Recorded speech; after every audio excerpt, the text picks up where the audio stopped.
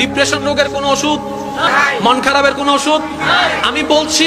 যে যেখান থেকে শুনতে পাচ্ছেন প্র্যাকটিক্যাল করে দেখবেন, ভালো লাগলে করতে থাকবেন, ভালো না লাগলে বাদ দিবেন। আমি প্র্যাকটিক্যাল করেছি সেটা আপনাদেরকে বলছি।